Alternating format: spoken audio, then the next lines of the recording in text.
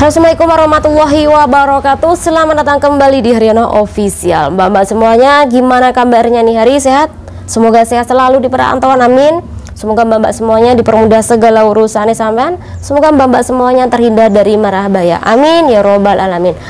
Nah mbak-mbak, kali ini sebelum kita membahas pembahasan tentang PRT di negara Hong Kong, kisaran bagi mbak-mbak semuanya yang saat ini posisinya masih bekerja di luar negeri, entah itu Taiwan, Makau, khususnya bagi mbak-mbak yang kerja di negara Hong Kong, usahakan untuk hidup lebih sehat.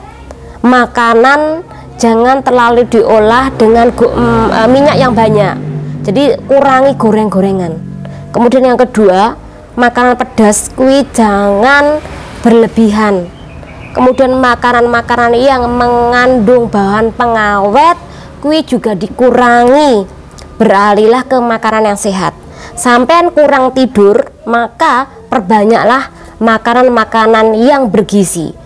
Sampai banyak tidur tidak masalah kalau makanan tidak bergizi. Jadi intinya pilih salah satu demi kesehatan sampean. Kui saran saya buat mbak-mbak semuanya, saya selalu mensupport channel iki, jangan sampai sakit di negara orang. Kui pesan saya nggih. Oke, kita bakal bahas kasusnya kan kawan. Jadi kemarin aku membahas kasus kan tentang PRT, nggak dijelaskan kui berasal dari PRT Indo atau PL.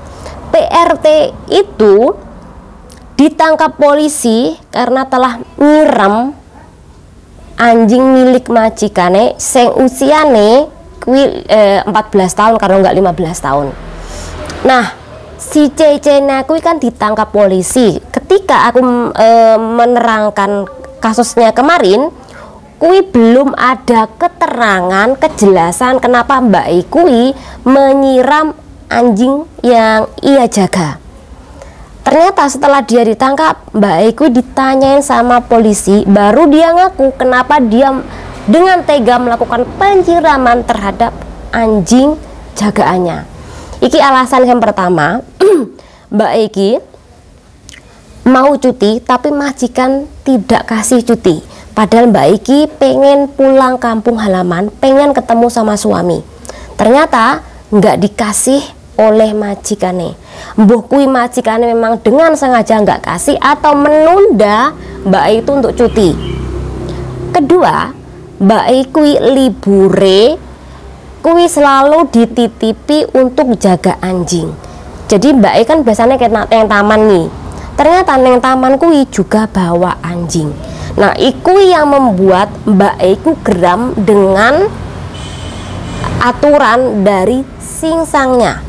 Sehingga saking geramnya Mbak Kui telah melakukan siraman kepada anjing yang singsangnya sukai.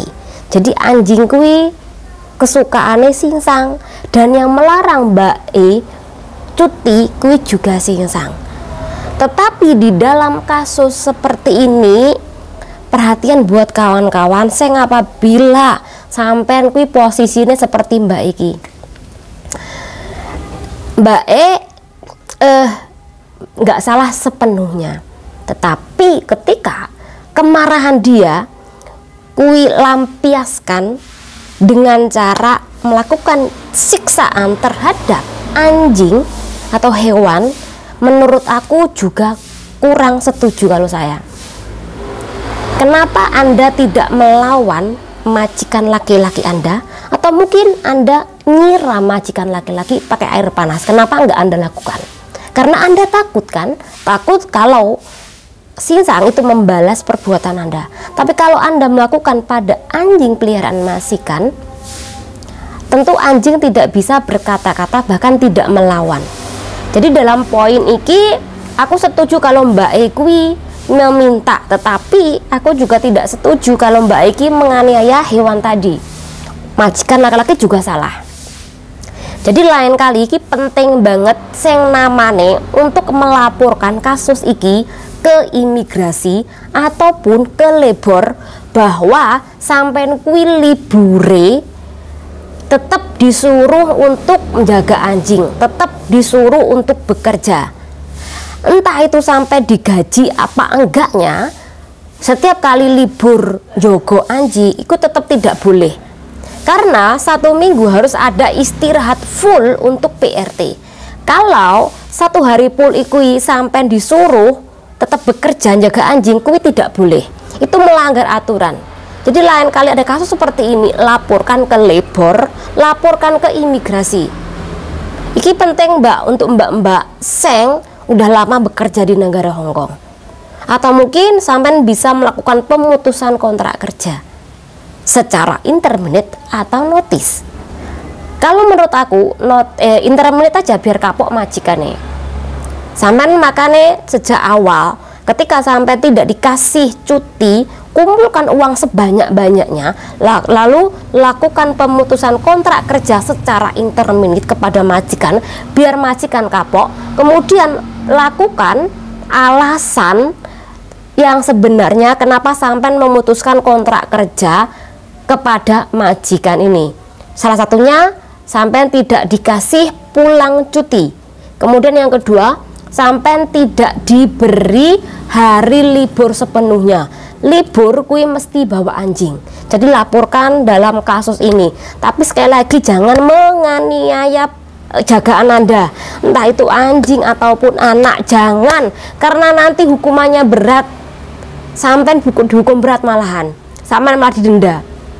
Jadi sekali lagi, lek sampean melawan, pikirkan juga dengan hati yang bersih, dengan pikiran yang jernih, jangan sampai kalut seperti ini nggih Mbak, kuwi saran saya. Oke kan kawan, iki kasus yang kedua. Jadi cerita nih kemarin lagi-lagi berita lokal kuwi memberitakan tentang sebuah kejahatan yang terjadi di negara Hongkong, dan tiga pelakunya kuwi berasal dari Indonesia, dan salah satunya kuwi adalah PRT asal Indo Mbak. Lah kok bisa sampai mereka melakukan kejahatan? Nah kita bahas nih.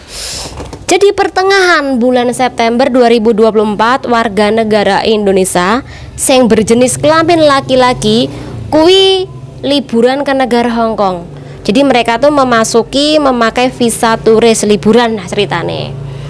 Nah ternyata ketika mereka liburan, mereka kuwi memang sejak jauh-jauh hari membuat sebuah kelompok untuk melakukan kejahatan di negara Hongkong, yaitu berupa pencopetan uang milik warga lokal yang baru saja mengambil di mesin ATM.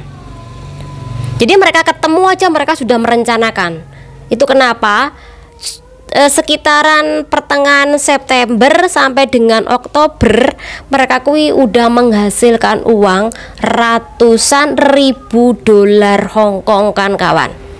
Jadi mereka tuh memang dengan sengaja mengintai beberapa tempat di daerah, salah satunya adalah Sung Sui, kemudian North Point, Mongkok, Yunlong.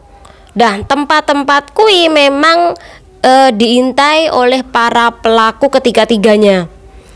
Jadi kalau mereka melakukan perencanaan kuwi salah satunya mengikuti gerak-gerik korbannya nanti. Jadi dari situ kemudian dipanggillah kedua pelaku untuk memasuki tempat mesin ATM tadi. Ada yang dimana kasusnya mereka tuh harus mengikuti para korban nantinya. Ketika dirasa aman, barulah mereka melakukan pencopetan uang tadi kan kawan.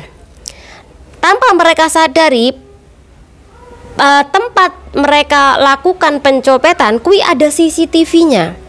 Jadi ketika ada CCTV dan kui kejadian berulang kali, barulah polisi itu mengindikasi bahwa pelaku ini adalah PRT asal Indo, dan juga dua pelakunya berkeluarga negaraan Indonesia yang baru datang ke negara Hongkong kuwi sekitaran bulan September. Jadi ketika kawan-kawan kuwi bekerja di negara Hongkong, kemudian ketika orang-orang Indo liburan ke negara Hongkong, secara otomatis kalian kan memiliki paspor. Nah paspor elektronik kuwi adalah paspor yang dimana itu menggunakan pupil mata. Jadi ketika pelaku walaupun Anda itu membrongkus muka sampean, ini nih sampean, cangkepe sampean, dasi sampean mau kasih topi, tetep aja kan dari pupil mataku bisa dilihat bahwa oh iki lo pelakunya, ternyata pelakunya adalah keluarga negaraan Indonesia tadi. Bahkan ketika Anda iki sudah tertangkap satu CCTV sajalah, kalian tuh bisa dilihat gerak-geriknya kemana arah Anda kui pergi. Itu kenapa cuman selang 1 bulan lebih dikit aja kalian sudah ketangkap. Oke, setelah polisi menangkap si pelaku, kemudian pelaku kui disuruh oleh polisi untuk membawa mereka ke tempat penginapan. Di situ barulah polisi iki menyita uang cash berjumlah 270.000 Hong Kong dolar kan kawan. Iki penemuane.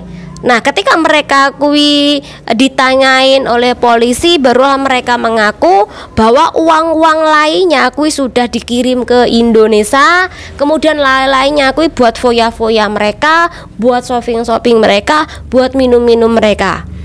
Jadi sebenarnya hasilnya mereka dari sekitaran pertengahan September sampai Oktober kui menghasilkan ratusan ribu dolar Hong Kong. Kemudian hanya sisa 270.000 dolar Hong Kong tadi kan kawan.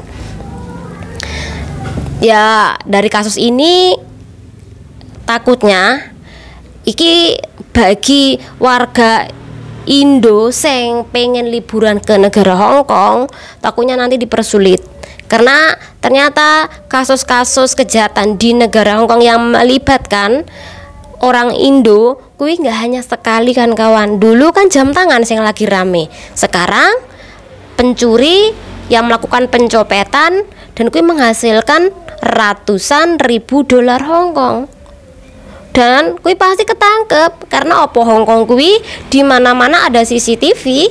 Kalaupun Anda kuwi mau tutupi pupil matamu, tapi kan sampean masih bisa diintai dari perjalanan rumah kamu, dari perjalanan kamu mencopet tadi sampai kamu kemana, kui bisa diintai karena di mana-mana kui ada CCTV. Iki negara Hong Kong sing maju, beda kalau di Indo. Kalau di Indo mungkin kamu maling di tempat A, di situ nggak ada CCTV ataupun ada CCTV lah.